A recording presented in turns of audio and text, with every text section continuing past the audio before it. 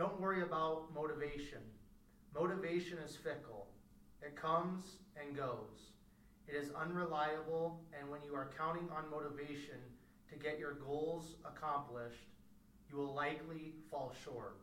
So, don't expect to be motivated every day to get out there and make things happen. You won't be. Don't count on motivation.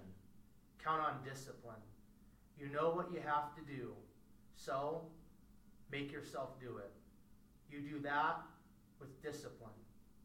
Everyone wants some magic pill, some life hack that eliminates the need to do the work. But that does not exist. No, you have to do the work. You've got to hold the line. You've got to make it happen. So, dig in. Find the discipline. Be the discipline. Accomplish. That's it. Jocko Willink. And with that being read, I want to welcome everybody back to the 127 Fit podcast. Today I have a guest who is a fitness professional, Christ follower, husband, weightlifter, and outdoor enthusiast. Today's guest is Cameron Kolling. Cameron, welcome to the 127 Fit podcast. Thanks for having me. Yeah, absolutely. So, Cameron, today I just kind of want to find a little bit more out about you, kind of your upbringing. I know you are a personal trainer and you're also involved in functional fitness. So let's just start off with kind of where you were born, where you were raised. If all of that happened outside of Colorado, just kind of give us your Genesis story, kind of where everything began, how you got to Colorado and things of that nature. All right. So I was born in Nebraska. I grew up on a 4,000-acre ranch, and we raised cattle as I grew up, cattle and horses. From there, just went through high school there. Went to college in Lincoln at Nebraska Wesleyan and met my wife there. I played football there. And then after college, went into nursing and didn't like nursing, so then went back to my original degree, which was athletic training, and use that for personal training now. And then my wife and I were living in Omaha, and we just decided if we're ever going to move, we should do it now before we have kids, so we just moved to Colorado. Okay, cool. So when you were growing up, did you just play football, or did you play like all the sports, or kind of how did that look like? What did that look like? So when I was younger, I started out in just basketball. I played football, did track, wrestling, basketball in junior high. And then in high school, it was football, basketball, and track. So a little bit of everything then? Yep. Yeah, cool. What position did you play in football in high school, and was that different in college? Yeah, so in high school, I went to an 8-man school, so okay. I played receiver and tight end on offense, and I played defensive end on defense. And then in college, I started out as a linebacker because I only weighed like 190 pounds. Yeah. Then they moved me to D-end, and I got up to about 250 at my biggest in college. Okay, wow, cool. So what college did you say you went to? It's Nebraska Wesleyan. Is that NAIA? Yeah, okay, because NAIA, I went to the University of Sioux Falls. That's where you're from. Oh, really? So, when did you graduate? 2010. Yeah, so did you play football or anything? No, I played a year at Central College in Pella, Iowa. I hated playing against Sioux Falls. Yeah. So then I quit football and there was no way I was good enough to play at USF during that time, because they were, I think, all 4 years of college. For me, all 4 years of college. So 2000 would have been the fall of 2006. Was my freshman year in college through 2010. They went to the national championship, and I think they won 2 or 3 out of those 4, if I remember right. Yep. I think the closest game we had, we lost by 30. So. Yeah. So when you said that, I was like, I'm pretty sure that's one of the schools that was NAIA and played against University of Sioux Falls. Yep, they were fun games. I mean, they were usually some of my best games, but that didn't matter.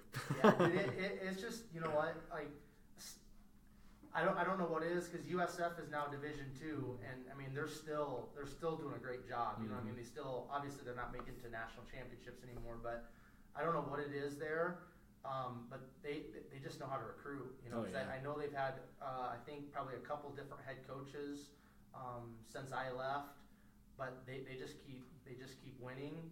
And I know when I was there, I was around the football players because there was a gentleman that was a senior in high school when I was a freshman, in where I grew up in Cherokee, Iowa, and then he went to the University of Sioux Falls, played football, and then so he redshirted, and then so he had like a couple years left at USF when I transferred into USF.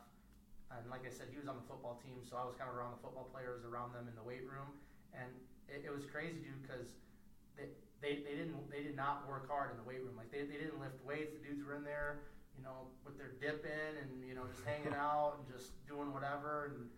But then whatever it was, like they flipped the switch, and when it was Saturday afternoon, dude, they just destroyed people. Like I never went to one USF football game when I went to college there for the 3 years because it was like it's a waste of time. It was like 70-0. They'd be beating teams, and it was ridiculous, So that's kind of cool. I guess we have a little something in common. So what year did you graduate college then? I graduated in 2010, so I played until 2009. Oh, okay. So are you 31 then? Or? Yep. Okay, so we're same age. Did you graduate 2006 from high school? Yep. Okay, there we go, man. There we go. Same age, man. Good stuff. Born in 1987? Yep. All right, there we go. Cool. So, grew up in Nebraska, played all kinds of sports, went to college, played football, and then you said you got into nursing, but then did you switch your degree kind of halfway through or something? Nope. Or? So my original degree when I graduated from Nebraska Wesleyan was in athletic training, and I didn't know what to do with it at the time. Right. So it's like, well, nursing seems like a good thing. There's lots of options with that. Right. Once I got into nursing, I was in my second year of nursing school, so I was a semester away from finishing, and I just didn't like it. It was like depressing and hard to do, and just people were just like I'm sure there's nurses that listen, but it was a pretty catty profession and I just didn't enjoy it. People were sick, and I just wanted to help, but it seemed like a lot of times it was just beyond what I could do. So figured I'd go back and start actually getting people to learn to be more progressive about health. Proactive. So you actually went to nursing school, and then did you finish nursing school? Nope. Okay. I quit with a semester to go. Oh wow. Okay. So then you went back into athletic training, or did you go straight into personal training? Nope. So actually from there, I still didn't know what to do. So I'd been training people in my garage, like doing personal training, and I'd started CrossFit at that time. So this would have been like 2012. Okay. And then I actually started a construction company and built fences, yard fences and barbed wire fences for lots of companies. And I worked for the state, and from there, sold my company out. That just wasn't what I wanted to do forever. So then started working in a CrossFit gym, and then from CrossFit went into a big corporate gym, which would be Lifetime, and I've been with Lifetime for 4 years. Okay, so Lifetime Fitness is where you're currently a personal trainer here in Colorado Springs, then, right? Yep. Okay, cool, sweet. So nursing school, and then some just kind of trying to figure out what you wanted to do, and then CrossFit kind of came along. Now, how did you find out about CrossFit? I saw it on TV, and I was like, that's something I think I can do. And I was like, yeah, probably it'll be easy. And it was not. It was terrible. Yeah. It's like, I'll be good at it right away. And then just got my ass kicked a lot. So it was good. Right. It was fun, and it gave me a new thing to be competitive with after not having football anymore. Mm-hmm. So the CrossFit Games, is that what you're talking about then? Yeah. I never obviously made the CrossFit Games. But, I just like to and still compete and enjoy that. Yeah. So 2012 is when you came across CrossFit and watched it on TV. Was that Rich Froning? Was he still kind of? Yeah, he was still big there. I think he still won that year, and then maybe the next year or 2 years. Okay, and then Matt Frazier has just he's been there since then. People, huh? Yeah, that's crazy. So let's touch on, since we've kind of the CrossFit thing has come up, and that's something I wanted to touch on because that's kind of where I came across you here in Colorado Springs, is actually competing at a CrossFit, or probably the more politically correct term would be functional fitness competition. You have competed on Team USA for functional fitness, is that correct? Yeah. Okay, so why don't you why don't you explain to me or share with me a little bit, Cameron, just like what functional fitness is for the listener out there that has no clue what the terms functional fitness means. Why don't you just explain that a little bit, and then how the door opened for you to actually compete on Team USA for functional fitness? Yeah, so with the functional fitness competition, it's very similar to CrossFit. CrossFit's just a brand, so it can't be a sport in the Olympics because it's a branded trademark thing. Okay. With functional fitness, they incorporate different domains of fitness. So there's 6 events at everything. It's going to be aerobic capacity is your first event. So that could be running, rowing, skiing, biking, whatever that may be in different time domains, different energy systems. And then your next event is always maximal strength, usually some sort of Olympic lift, so snatch, a clean and jerk, or maybe like a front squat or a deadlift or a back squat. So it's just some sort of maximal strength. Okay. Third event would be, I think it's the gymnastics skill usually. So that could be like something on rings, bars, mixed with some sort of like single modality movement or monostructural movement, so like rowing, biking, skiing, jump rope, burpees, whatever that may be. Next after that would be mixed modality, so that's like what you would typically think of as like a CrossFit event with like just some sort of AMRAP or rounds for time or something like that. Okay. With functional movements. And then it's gymnastics endurance, so that's just high volume of a gymnastics movement, so maybe just a whole bunch of handstand push-ups or muscle ups or pull-ups or whatever that may be.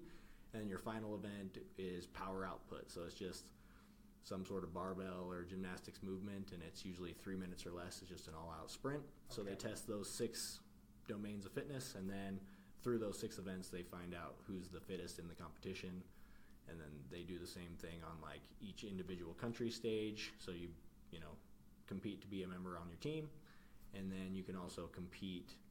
Like where I went, I made the Team USA, so we competed internationally in London with about, I think there were 20 or so other countries this year, and they're trying to build it up. I think they have now about 30 countries that are doing it, along with the U.S. So this functional fitness, is there like because this is separate from actual the CrossFit games and all of that, correct? For sure, yeah, it's a different thing. Like CrossFit's a trademark brand. Like this is the end goal of this, of functional fitness, so it's the International Functional Fitness Federation. It's a mouthful. Yeah.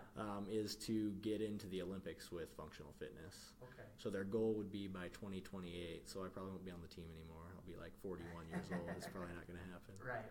But that's the end goal of this. So I just figured it'd be kind of cool to say I was on the team for the first few years. Yeah, that's cool. That's super cool. So they have like so in order to get on Team USA, then you have to compete at like some regional or local competitions here in the United States. How does somebody, if somebody is listening to this and they're into CrossFit, they're into functional fitness, how would they be able to go about competing so that they could have an opportunity to get on Team USA? So the way it works this year, they're going to have an online qualifier. I think starts in March or April. And then there's also some qualifying events, kind of like how CrossFit's doing things now, but there's one qualifying event in California, and then your other way is if you were already on the team, you automatically get to go to the national championships. Okay. And then the national championships in June to get on the team. It'll probably be the same as last year, where they're going to take top 5 guys, top 5 females, and they'll create a team of 2 guys, 2 girls. So there's a team aspect, which is what I was on, and then individual competitors, that'll be 3 guys, 3 girls. Cool. And that's going to be in Virginia in June at CrossFit Krypton. So that's Ben Smith's gym. Okay, yeah. All right, sweet. And then, do you know where the world competition's going to be this year? This year it's in Malmö, Sweden. Sweden. Okay. Yeah. Interesting. So very cool. Hopefully I get a trip to Sweden this year. Yeah, that's sweet. And then you said this past year it was in London. Yep. You got to compete in London. Was that the first time you'd ever traveled overseas or anything? Or? Yep, definitely overseas. I mean, I've been to like Canada and Mexico, but that doesn't really count. Right, so. yeah. And does like the functional fitness Team USA kind of cover everything and for you athletes and stuff? Yeah, so how does that work? It did all of our expenses for travel this year. The only thing we had to pay for was just food and whatever we wanted to do while we were over there. So cool, very cool, awesome. Team USA Functional Fitness, love it. So in your introduction, I said that you are a weightlifter, and I got that from Instagram. Now, with functional fitness, you have these different domains. You have the 6 different domains that they test in competition. When you kind of consider yourself a weightlifter, is that kind of your specialty? Is that kind of what you really enjoy and love doing out of all of the different domains that CrossFit or functional fitness tests? For sure. Like, I mean, usually the strength events are my best events, but being so, I don't really train weightlifting as much because I need to work on like my aerobic capacity and gymnastics. So I train mostly gymnastics and aerobic capacities, but I just do my weightlifting for fun on the side, and usually pair that with some sort of gymnastics movement because it's a rough pairing. Yeah. So with the weightlifting, where did you? Because I know weightlifting is, and for the listener out there, just so you know, weightlifting is completely different than powerlifting or bodybuilding or something like that. Weightlifting is actually, there's weightlifting in the Olympics, and from my understanding, just being in the gym for a lot of years and doing bodybuilding and powerlifting, and just hearing different people talk about actual weightlifting, it's very technical and it takes a lot of time to learn those movements. So why don't you, Cameron, explain to the listener kind of like what the lifts are within weightlifting, and then kind of how did you learn to weightlift? Because I know like in high school, a lot of colleges, there is no weightlifting. So how did that come to be for you? Yeah, so I mean, in college and high school, I mean, we just had power cleans and you did like jerks and stuff overhead. But I mean, no, you just had a high school coach that didn't quite know what he was doing, probably teaching like the football coach. Yeah, just the football coach was, or PE teacher who maybe Right. like learned it in college in a class or two. So I mean, I didn't really take it seriously and start playing around with it until I started CrossFit, and that's what kind of introduced me into like actually like technique and form. And then from there, I pretty much learned off of YouTube for the first 3 years, and then I went and got a USA weightlifting certification just to like kind of fine tune my own skills, but then also to help me teach more efficiently too. But the main lifts are just snatch and clean and jerk.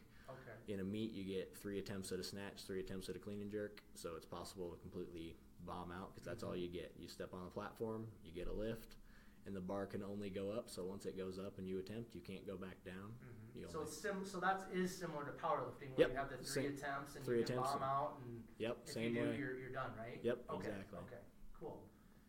So with weightlifting, then, have you actually competed in weightlifting events? Or? Yeah, so I've done 2 weightlifting events. I did one back in Nebraska, and then I did the state championship here. I think it'd be almost 2 years ago now.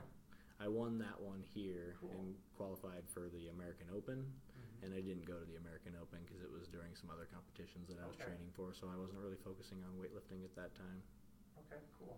So with functional fitness, is that like your main, for you personally, is that your main focus in your training, is training functional fitness? Yeah, kind of training all those different domains and like focusing on that.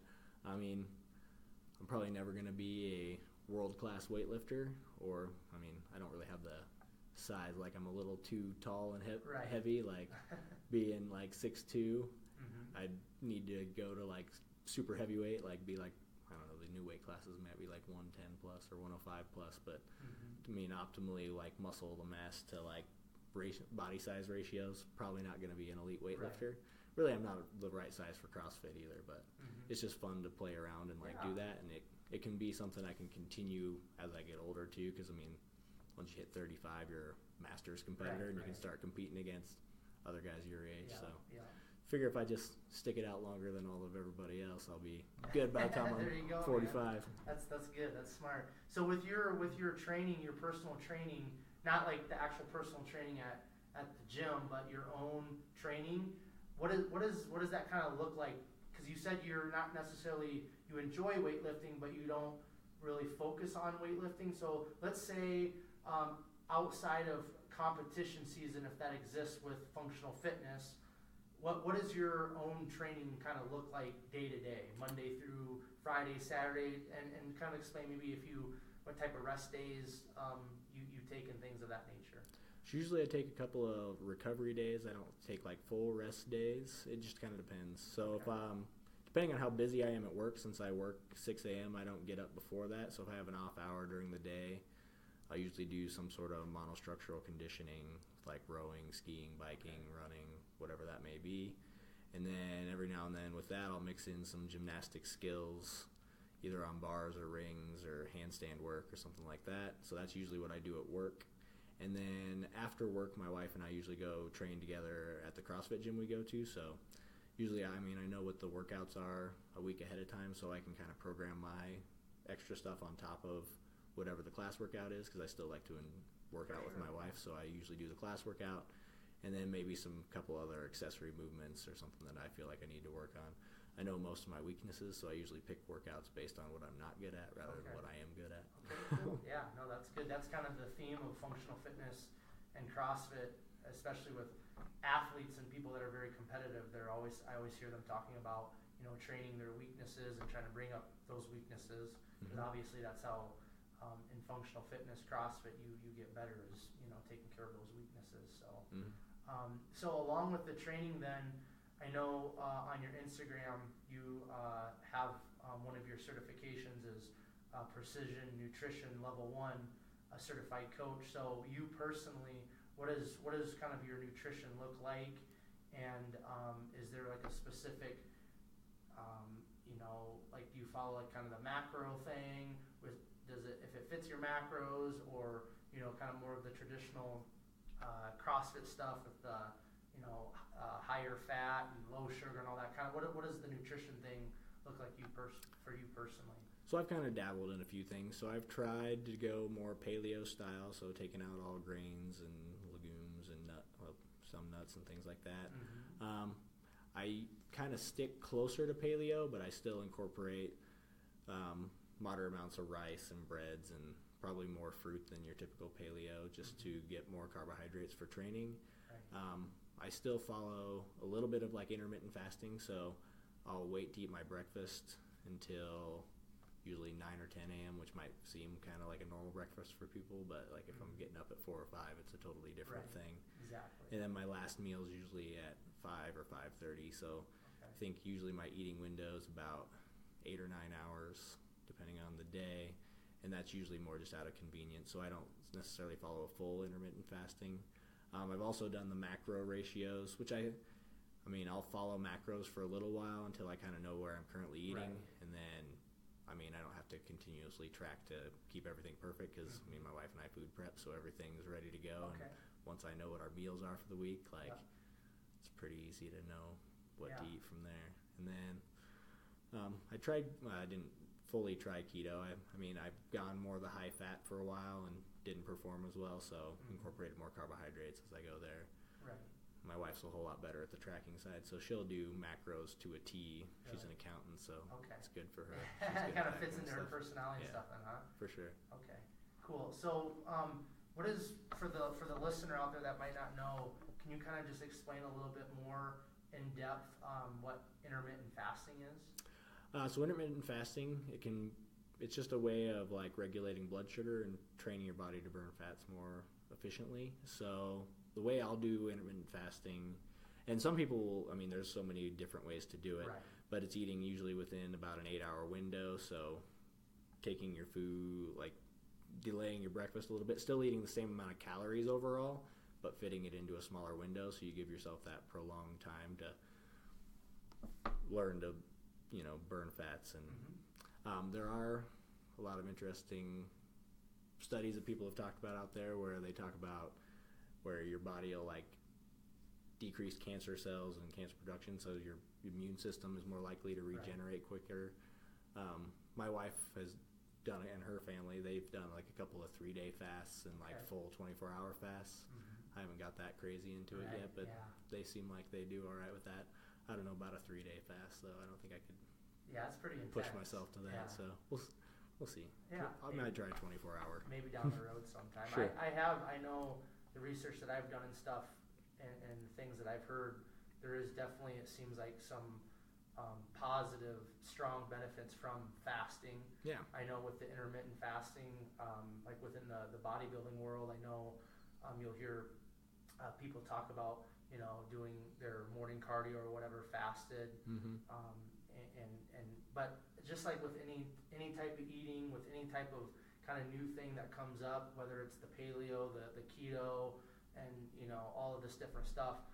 From my understanding, what I firmly believe is that every person's body is different, and you really got to kind of figure out what is going to work for you. Because I know for me, it seems like as I've gotten older, certain foods that I was able to eat, when we were in our early 20s, mid 20s, now, in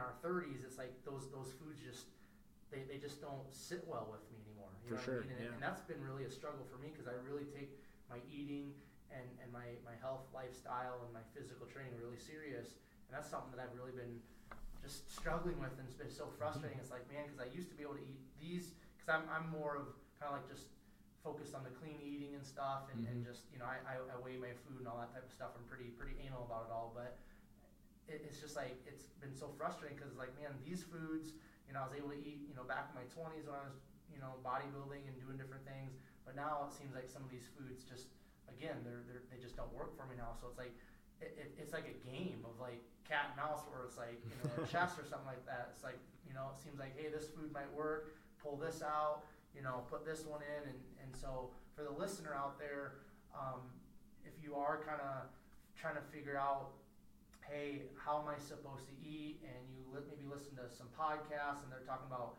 the keto, then you listen to another podcast, they're talking about eating carbohydrates and all this different stuff. I just want you out there, listener, to understand that you're going to have to kind of play that game, and you're going to really have to be disciplined to try different foods and different methods, because your body is different than mine, and my body is different than Cameron's, and a lot of that has to go in with what type of job we have. Are we sitting a lot throughout the day? Are we standing a lot? Are we moving? What does our fitness routine look like? So listeners, you're going to have to really do your own research, and you're just going to have to try some different methods and figure out what works for you. And Cameron, is that kind of, as a personal trainer and having clients and working with people every day, is that something that you've kind of found, that you just really have to work with your client and encourage them, hey, you're going to kind of have to maybe just try some different methods, try some different foods, and see what works best for you?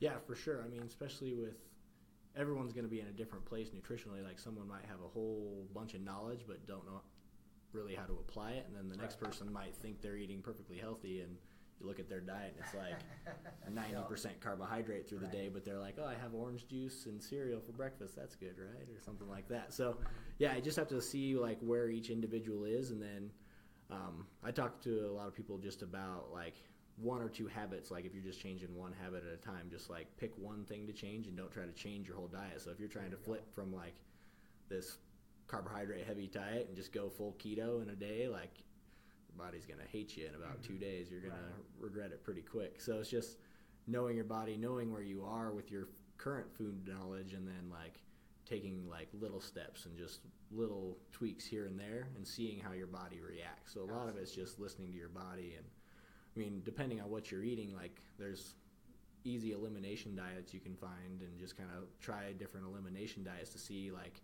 taking out like maybe like your high inflammatory foods, maybe try to take out peanuts, eggs, and like breads, and then reincorporate those after a couple of weeks one at a time, and see how your body reacts to reintroducing those foods. And if you get bloated or gassy or whatever that may be, like, maybe that's a food you probably shouldn't be eating. Right. So just listening to your body and seeing where it goes from there. Cool. Now, when somebody comes in to where you work and wants to hire a personal trainer, what does that kind of look like for you? Do you only focus on like the physical training and then kind of and talk about the nutrition later, or what does that kind of look like? Do you have like an assessment that you go through with the nutrition and the training and kind of their movement patterns? If somebody comes into you, Cameron, what does that kind of look like? So usually I'll just go through an initial consultation where we talk for about 45 minutes, just so I get to know like pretty much what they've done, injury history, where they are nutritionally, just in their knowledge. And then, I mean, I got to know their goals, so we go a lot into depth and like why they have those goals. Right. And then I just start to kind of like formulate and establish a program, and then kind of triage the direction of like where I want to take their training or their nutrition. So, and I mean, I got to please the client too. So I kind of have to give them what they want and, kind of sneak in what they need here and there too. So you just got to play it by who's in front of you. So what is, with the precision nutrition, kind of what is their philosophy and what does that kind of look like? They actually don't have any sort of like set diets. They have a really interesting model just for balance in nutrition, because that's their big thing, is balance and just eating foods that agree with your body. So the way they break down a plate, it's not exactly like the My Plate, but you can use like your hand as a pretty simple model. So if you're eating a palm's worth of protein in each meal, if you're going to try to gain muscle mass, maybe doing 2 palms worth of protein at a meal. So, and then whatever fits in like a cupped hand would be your carbohydrates. So that could be like your rice, potato, starchier carbohydrates, other maybe starchier vegetables like peas or corn or something like that. A fist or 2 fists worth of green or leafy vegetables or colored vegetables, and then a thumb would be your fat. So it's about a tablespoon of fat. So that'd be a couple slices of avocado or like coconut oil or whatever you cook your meats or your carbohydrates in. And if each meal looks like that, your macro ratio should be pretty balanced. So that way you don't have to take someone who's never like looked at calories or counted macros and you just tell them eat based on these size portions of food based on your size of your body, and it'll be pretty accurate. Not completely universal, but that'll be a good start for people that have pretty low nutrition knowledge. Okay. Now, with precision nutrition, if somebody wants to find out more about that, I'm assuming they have a website, but if somebody wants to become like a precision nutrition coach like you are, just go to their website. Is there kind of some process that you follow? Yep, or? It's essentially like taking a master's level course on your own. It's just a self-study, so you get a big textbook and you get an online resource and you can go at whatever pace you want. It ended up taking me way longer than it should have to finish it, because I would maybe do like a chapter a month, and it's like a 17-18 chapter book, so I just didn't go at a super fast pace. So then like you just study it like you would a college class, go through each chapter at a time, little learning things as you go through, and then take a test at the end. And if you pass all the tests throughout the chapters, you pass the precision nutrition. If you don't pass them, you got to take a big final test or start it over. Cool. So it's kind of like the setup for a personal training certification. Yeah, kind of similar way, for sure. Okay. Now, for anybody out there, Cameron, that might not know what macros are, when you're talking about macros, what does that mean? So it's going to be your ratios of carbohydrates, fats, and proteins. And so, that's going to vary from person to person. So, like, if it fits your macros diet is, people take that to an extreme, and as long as you eat a certain amount of protein, fat, and carbohydrate, you can eat whatever you want there. That can work for some people. I've known, like, some pretty good bodybuilders that have, like, stuck to if it fits your macros, and they do perfectly fine. But if you have any food sensitivities or inflammation from anything, like, it might not be the best thing for you. So it just kind of depends on what your body can tolerate. Right. And that's something too I just want to touch on with you, Cameron, because kind of the whole if it fits your macros thing, again, basically if it fits within the parameters of your macronutrients, your carbohydrates, your fat, your protein, you can eat it. And that could be, you could fit in cookies, you could fit in McDonald's cheeseburgers and all that stuff. And that's something that, and I've seen the bodybuilders, I've seen different people get, great results from that. But then there's also the other side of that where it's like, is that healthy and is that sustainable? So why don't you just kind of touch on that a little bit, because I don't want to take this and get all wound up and riled up, because I can, because the podcast isn't for me. It's not about me. It's about you and you kind of sharing your story, your take. So let's talk about health, because there's a difference between eating for performance. There's a difference between eating for aesthetics and looks, and then actually eating for health. So where are you at with kind of those three? Because I know you can get kind of into the carbohydrate thing, and it's like my take is like I've tried the high fat, very low carb, but the strength wasn't there, and so people just hear these things like, oh, carbs are bad, fats are bad, protein's kind of in the middle with all different diets and eating. But there's so much information out there, Cameron. So it should all go back, I think, whether you're a bodybuilder, functional fitness person, power lifter, weightlifter. I believe if you are a trainer, it should always go back to health. I think that's, if you have that knowledge as a personal trainer, and if you know kind of the right way as opposed to the wrong way, I really feel that we have the obligation as trainers to say, hey, you can eat this way and you're going to get these results for athletic performance, but let's also think about the long term in your health. So why don't you take that and run with that and kind of just share your take on eating for health as opposed to all the other stuff and how you would incorporate that? For sure. You can take nutrition on huge rabbit holes. They can go any sort of direction. But I think definitely eating for health would mean just incorporating a whole lot of different colors in your food. That obviously doesn't mean dyed candy is good colored food, but lots of different colored vegetables and fruits, and eating a good variety so you get a lot of the micro and phytonutrients and you keep a good balance. If you can, ideally, so this is one of the things in precision nutrition where the foods you should change. If you're trying to eat organic but you're still eating crappy meats and crappy fats, if you're just eating canola oil and all these organic vegetables, it's not going to matter. So switching your fats to a healthier fat source sooner, and then going over to maybe more your organic or better vegetables. But if you're not incorporating vegetables, just getting some vegetables in there is going to be a good place for you to start. So it's going to be depend on where you are nutritionally. And then the last thing you would change would maybe if you want to go towards the super healthy would be your free range meats and your grass-fed beef or wild-caught fish. But if you're not doing those other things first, those things aren't really going to matter. So it's just comes down to making sure you're kind of again going to what's the most important thing first, and how you're cooking. Even how you're cooking your foods is going to play a big effect in that too. So if you're over grilling, then you're charring things, you're adding carcinogens to your food. So just obviously there's just so many things when it comes to this. So it just depends on what people's habits are, what you're doing, and if you're eating the same foods over and over again, you might be creating sensitivities there. So just getting a good variety and balance within your fruits and vegetables and lean, healthy meats, and then eating the right types of fats to balance that out too would be the easiest way I would say to go with health.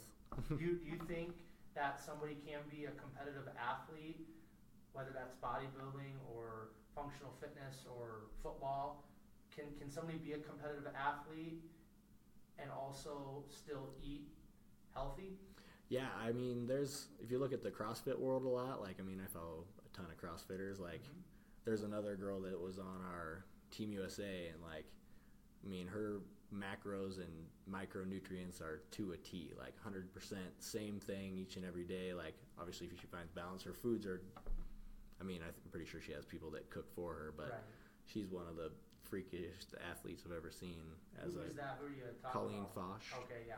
I follow her on Instagram. She's so legit. strong. Yeah, she's legit. Yeah. She's out, I think, in Arizona. Yeah.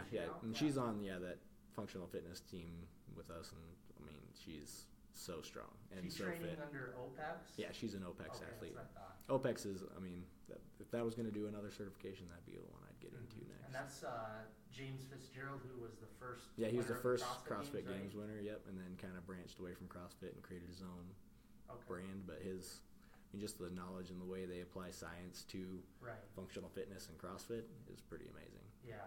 I've listened to James Fitzgerald on several podcasts and stuff, and he definitely knows what he's talking about, and it's definitely in depth and pretty awesome to see what they're doing, because I think kind of the headquarters is out there in Arizona, but they have he has locations. He has his own affiliates. I think they have about 50 affiliates, so they kind of do. It's a similar format to CrossFit. It's just they don't. I don't think they give as. CrossFit. If you go to that weekend certification, you can open up a gym, do whatever. Yeah. With him, you have to go through this strong leveled course, and I think they have a little more direction with helping you build a business and make it more sustainable. Where CrossFit's kind of a survive or die kind of climate, where if you aren't a good CrossFit coach and you don't run a good community, your gym's not going to survive. So it's still a good way of creating the best is going to survive, but I think OPEX has a little more backing behind it to help people out. Yeah, I actually went to Boulder in the fall, not this past fall, but the year before, and took the CrossFit Level 1, and it was an interesting experience. Like, you could literally have no CrossFit experience yourself, because I personally have had very little CrossFit experience, and I went to the CrossFit Level 1, and if you can pass a written test just like you're back in college or high school,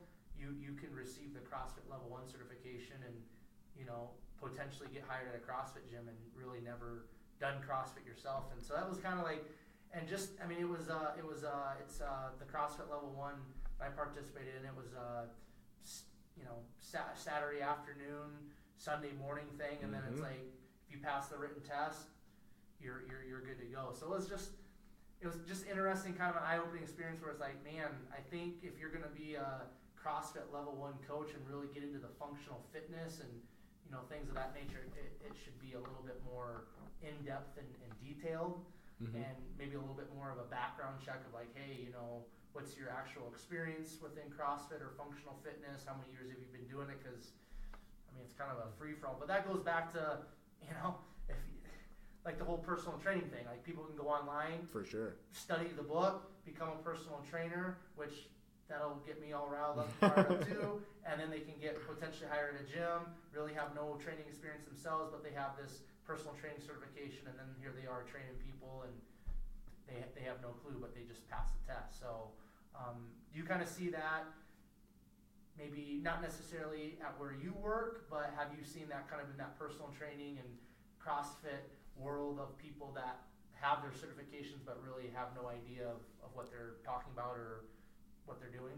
Yeah, you'll see that a lot. Pretty much any facility you go to. I don't see it as much with Lifetime, but you'll still see, and they usually don't last very long, but you'll see the people that come in and just think that this is what they want to do, and it's just not for them. They don't really have the knowledge. They don't apply it to themselves. I think that's a big thing, is like, if you have a trainer that's not applying their own knowledge and fitness 100%. To themselves, like, I don't know why you would want to train with them in the first place, because they aren't obviously making it work, and they don't really probably don't know how to make you make it work too. So it's just gotta, again, like, pick your battles and make sure you're making the right decision with anything you go into.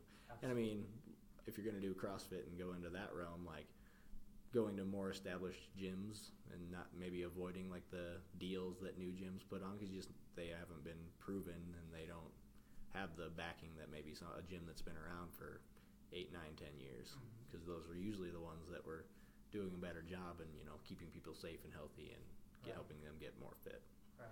So if somebody is wanting to lose weight and kind of change their life in regards to just the physical aspect and get healthier, and they are maybe intimidated in terms of going to a gym or going to a CrossFit gym, I know you just mentioned about maybe looking at, in regards to like a CrossFit gym or a functional fitness gym, looking at how long they've been around is maybe one of the things to consider when they're choosing a gym. What's if somebody's kind of wanting to get into a gym, get to a personal trainer, get into CrossFit, what is something, or what are some key things that they can kind of look for in terms of like, hey, I want to get a personal trainer, or hey, I want to join a gym, I want to get into CrossFit. What can people that really have no experience, maybe they're intimidated in this whole physical fitness realm, what can they look for? There can be so many things, especially if you're getting, if we can go the CrossFit realm first, maybe. Yeah. With that, it's a big step is just getting in there and like getting to know some people, because a lot of people are intimidated. They think it's going to be like these bunch of shirtless men and women just getting crazy. But as far as the class goes, you just have a variety of people within a class. So everyone's doing the same workout, getting the same effect out of it. You might not be doing the same movements as someone else who's a little more experienced, but you have the camaraderie of like doing the same thing as them. And if the coach is good, they're going to scale movements accordingly, keep you safe, and not allow you to get hurt. And they're going to teach you all the things as you go along. So CrossFit can be scary for the new person to come into it, but it doesn't need to be that scary if the coaching and everything is correct in the class. And usually if you have a good community, it's going to embrace people and bring them in. When you go to like the bigger like corporate gym settings, like a lot of people just get intimidated in there, and that's going to be a lot of like what time you're going in there. So if you're going in during peak times, you're going to see a lot more of like the fit people that are more intimidating to you. And I mean, in a place like Lifetime, there's just a whole lot of avenues and options for people to go to in there. So just finding something you enjoy and something that's going to hold and keep you accountable is going to be huge for somebody who's new. So if you have somebody else coming in with you, that's going to make you a whole lot more likely to stick with it. Right. But just finding someone to help you move along. A lot of people want to like try to get in shape before getting a personal trainer, but that's a little counterintuitive because really you should just do it right away. You're going to have the most efficient way of getting to those goals initially. So learning faster and getting that fast start is going to be a lot more beneficial than like, oh, I want to get in shape for a month and then I'll get a trainer. Right. Same thing with CrossFit. You don't need to get in shape to do CrossFit. Just jump in and let the coaches and the trainers take care of that, right?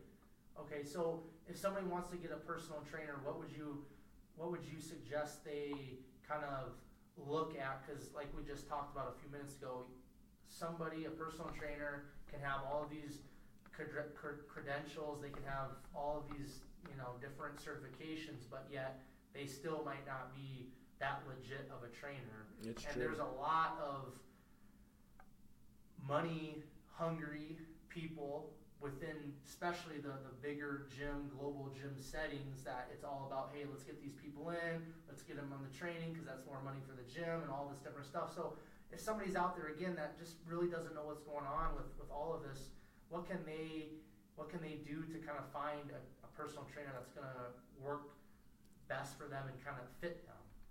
Yeah, that's going to be another thing that's really difficult because, I mean, you could have someone in front of you who's a super great salesman but has no knowledge whatsoever. Right.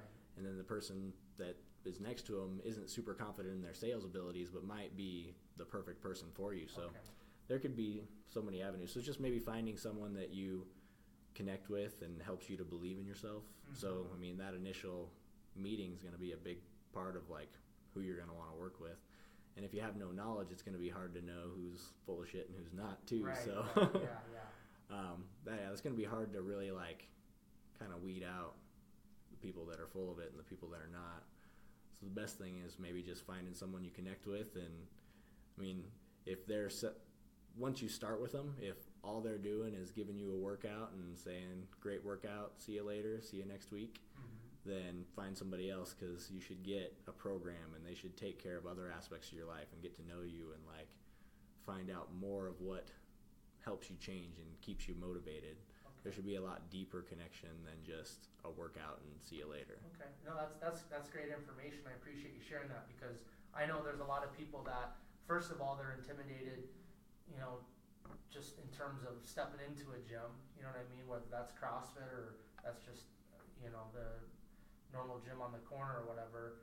And then once they get there, it's, at some places they're just attacked because they're trying to, again, get them through the door, pay all these different things. And then you have the classes. Once they pay the money, there's classes, there's the free weights, there's the, TRX stuff, and you got the trainers, and it's just crazy. It's wilding out. So I appreciate you sharing that information, because, there's people out there that they don't know where to start, and, they kind of hear the personal trainer thing, and then they hear that us talking about, hey, there's actually personal trainers that have their certifications, but they don't even know what they're talking about. And there's the trainers that, they might know what they're talking about, but then they don't practice themselves. So I can see where people can just throw up their hands and just say, I'm just going to keep living the life that I'm living. But so listener, that's from Cameron, just a couple good points, and I want to touch on that is, don't allow these gyms, don't allow personal trainers just to suck your money from you.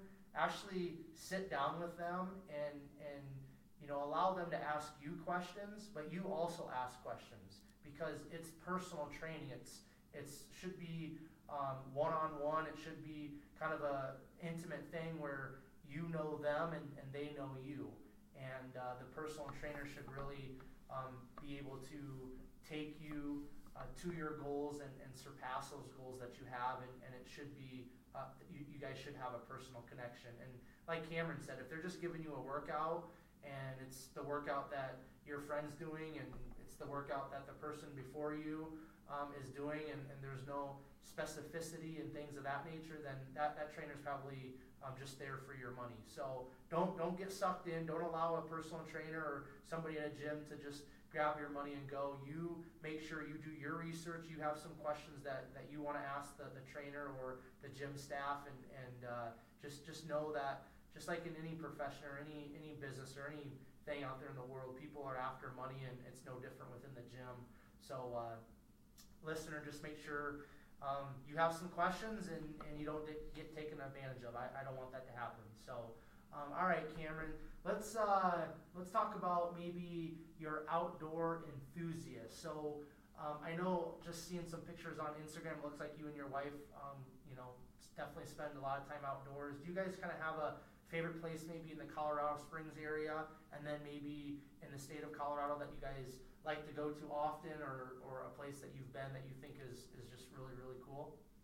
Yeah, so around here we'll just do kind of whatever hikes are in the area. We do the incline quite a bit. The crags that are on the other side of Pikes Peak, that's a really cool hike. Okay. We do Section 16 quite a bit. And then we just did Blodgett. I don't know, I can't think of what the name of the actual peak is, but we climbed that one. Cool. In the state, probably the favorite places we've been so far would be Crested Butte, and then Ouray is probably like the most beautiful place I've ever been. That was awesome. It's what's the last one you just said? Ouray, it's like Quray. It's supposed to be like the Switzerland of Colorado. It's like the Jeep capital of the U.S. It's awesome. Where at in the state is that located? That's close to Durango, so I think it's north of Durango. Okay. But yeah, it's awesome. Cool. Like Mount Sneffels is a close mountain there. It kind of looks like the mountain on the Grinch. Okay. It's a pretty cool looking mountain. Sweet. Yeah, Colorado. My guest last week, we were kind of talking about some of the places here in Colorado, and he actually lives in Manitou Springs where the incline's at, so we spent quite a bit of time talking about that. But yeah, it's just unbelievable. And then I think there's probably so many places within the state that only local people to that town or that community, or somebody that's lived in the state for their whole life, kind of really knows about. You know what I mean? Because a lot of the times, the tourists and the people that move here, we kind of just know some of the big name places. But I really think that there's probably places throughout the state where it's like nobody knows except for just a few people, or the people that are kind of in that community. And it's just some of the, even you pick up an outdoor magazine, how many pictures do you see of Colorado? I mean, it's just, for sure. It's unbelievable. Yeah, it's amazing. So it's really sweet. So, do you participate in any snow sports or anything? Or? Not really. I did when I was younger, but my wife never skied or snowboarded or anything. Okay. So usually I like to keep my activities with her if I'm going to do something outdoors. Cool. So she's not super interested in that. So we never got into that. But I mean, I think she wants to maybe get into snowshoeing, just not skiing and snowboarding. Yeah. I used to snowboard and ski and stuff when I was younger, but other than that, I'll do a little bit of hunting. I do archery quite a bit. So yeah, I saw that on your Instagram. Is that something you picked up when you were a kid back in Nebraska? Actually, no. So archery, I just picked up in the last 3 or 4 years. Thought it looked kind of fun, so started dabbling with it.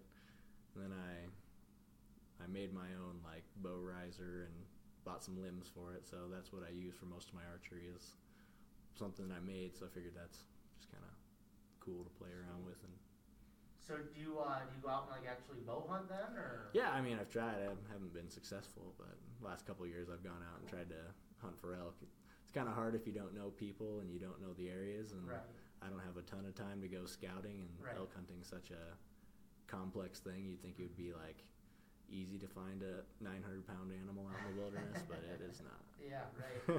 So, did you, growing up in Nebraska and stuff, I know in Iowa hunting's one of the things, but I'm assuming in Nebraska hunting's pretty big. Did you do any type of hunting then growing up, or? I mean, deer and antelope, a little bit growing up, and then other than that, I mean, simple stuff like prairie dogs and coyotes and stuff that. Yeah, squirrels, rabbits, stuff like that. little pests and things that are a nuisance. So let's go back to CrossFit. Do you have a CrossFit athlete or athletes that you kind of look up to, or kind of your favorite? I don't know if I have a favorite that I follow. I mean, I just like to kind of pull from a lot of different people. I mean, there's so many different CrossFit athletes that have been competitive and successful over the years. It's just kind of, and it's such a, I mean, it's kind of a close-knit group, even though it's such a big group. But I wouldn't say I have any, like, favorites. I mean, obviously, like, Rich Froning and Matt Frazier and Sam Briggs are all, like, amazing people and to watch and see compete. I like to follow, like, more coaches, so, like, Ben Bergeron, James Fitzgerald's another big one to follow that I like. I'll look at some Misfit athletic stuff. How about, like, brute strength and that? A little bit of brute, yeah. But a couple of guys that are on Team USA with me are in brute strength. Okay. And then the rest of them are usually OPEX because, I mean, that James Fitzgerald's starting USA Functional Fitness. But, yeah, brute strength, a lot of their coaches kind of branched off of OPEX, too. Okay, cool. So with, have you ever competed then? I know that the whole CrossFit games and everything is completely different now, but have you ever competed in regionals in the past then? Nope. So there were a couple years where I was injured. This last year was my closest. I was about 8 spots away from regionals, and then I was hoping before they changed everything that this year would be like the first year I'd actually, because I'd been getting progressively closer and closer each and every year, and then the year that I was the closest, the next year they decided not to have it. So that's completely crazy, because for the listener out there that maybe doesn't know a whole lot about CrossFit, in the past, I don't know, probably maybe 5-6 years, they had a very structured way. They would have like the open, and then they would have the regionals, and then you would go on to the CrossFit games. Is that correct? Yeah. So I mean, the open usually started with, I think it's like 400,000 or 500,000 people would sign up for the open online, and then the world was split into, I think 10 or 12 like super regionals. The top 30 from each region in the open, so out of about 12,000 people in each region would make it to regionals, and then the top 5 from each region would make it to the games. So you narrow it down from 400,000 people down to the top 100 in the world. Right. But now this year, CrossFit has completely turned all that upside down. Yeah, so they took away regionals. So now instead of regionals, there's these qualifying events around the world. So used to be like these big CrossFit events that were like the Granite Games and Wadapalooza and the Dubai Fitness Championships, and like there's a bunch of other ones in there too. But now the top 1 athlete from each of those events goes to the games. The top 20 people from the open go to the games, and then CrossFit I think is trying to expand to more countries and make it a more popular sport and fitness regimen in like smaller countries. So now they're taking the top 1 athlete from every country in the open to the games, which is I think what the rule books changed to this year. But that'll be interesting to see how that goes, because there's a lot of countries that have never sent someone to regionals, let alone the games. So these are going to be some, I don't want to say lower quality athletes, but maybe not as competitive athletes that are going to be going to the games. But now the games is going to have they're going to cut it down after the first day. So they're pretty much going to cut the competitors in half. Okay. So there's going to be a lot of people from these countries that come compete in the CrossFit Games for like 2 events, and then they're done. Okay. So it'll be interesting to see how that goes. Yeah. I know I've listened to a few of the CrossFit podcasts and just some different people discussing CrossFit, and it seems like, especially when the announcement happened, nobody really saw it coming, and everybody was kind of throwing up their arms like, what's going on? And I know the Dubai Championships were here maybe a month and a half ago or something like that, and I don't think the CrossFit rule book was even out yet. Nope, it wasn't. That and the Granite Games, it wasn't out yet. Yeah. So it's kind of crazy. But I always think about, because kind of CrossFit thing is, their big thing is like, what is it, like in regards to like the unknown and unknowable. Yeah. So I kind of think like, well, you know what? If you're a legit CrossFit athlete, I guess you're definitely going into that unknown and unknowable, at least for this year. You know what I mean? For sure. So I always kind of think about that. In terms when people are like, oh yeah, everything's crazy, and how are we gonna do this and that? I'm like, well, it's kind of the gist of CrossFit, I guess. So. Yep. Well, we've been going here for almost an hour. I just want to kind of finish up with just talking about marriage and you being a husband, and just Sure. maybe Cameron, kind of how that has changed your life, and kind of what your wife means to you. I know one of my previous guests, we kind of got into this, and I just really feel like, marriage is in a kind of a unique place in our country, and there's a lot of different opinions out there from different people and different sides with all of that. But what does marriage mean to you, and what has marriage meant to you, and how has that kind of changed you as a man?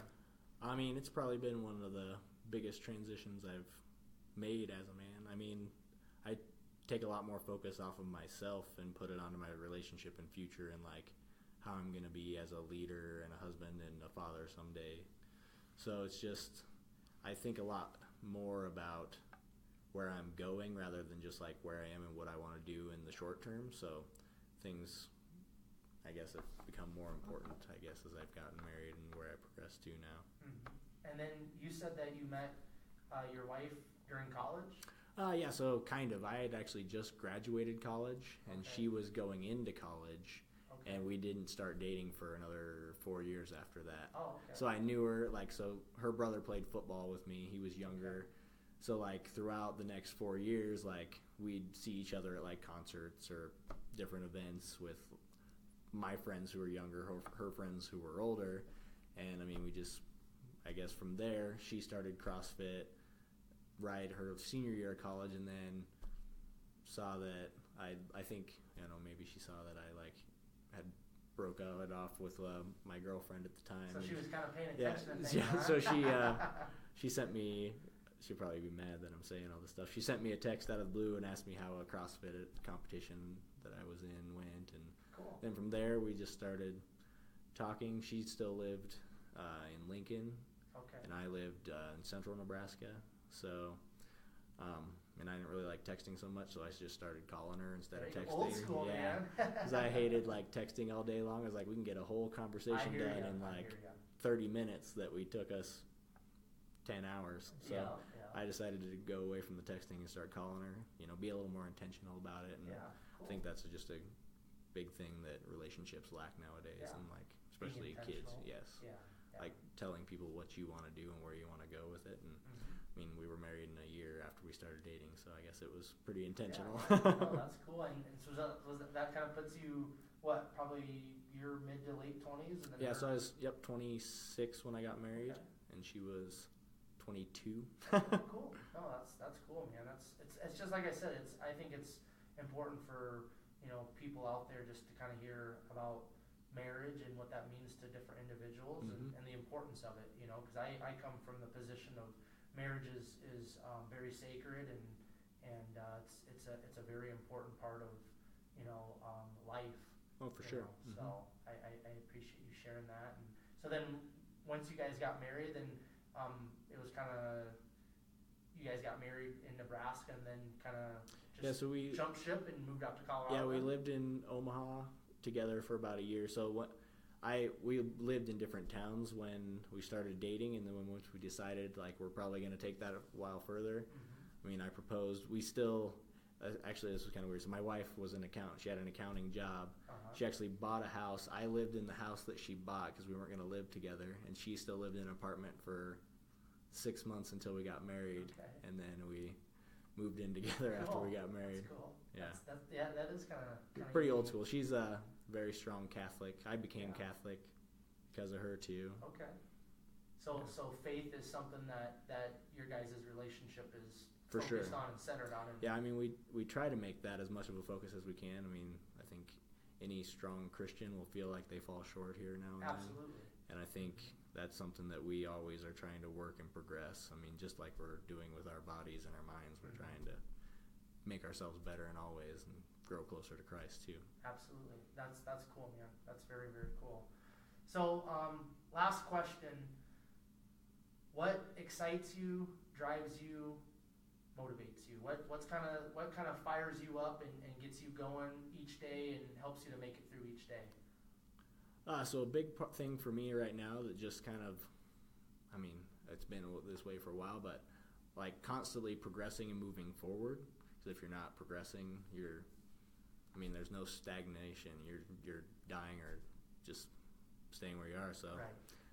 Always constantly progressing and like making myself better in some way, and like in some way of each and every hour of the day finding something to make me better, whether that's like if I'm in front of a client, being there for that person and being better as an athlete or a coach, and then as an athlete just doing something to make me better. Or even if I'm watching TV, trying to make it semi-educational, or like doing some sort of like soft tissue or mobility work on my body. So like always working on something for myself and making me better and moving, even progressing, with my relationship when my wife and I are together, being intentional with her.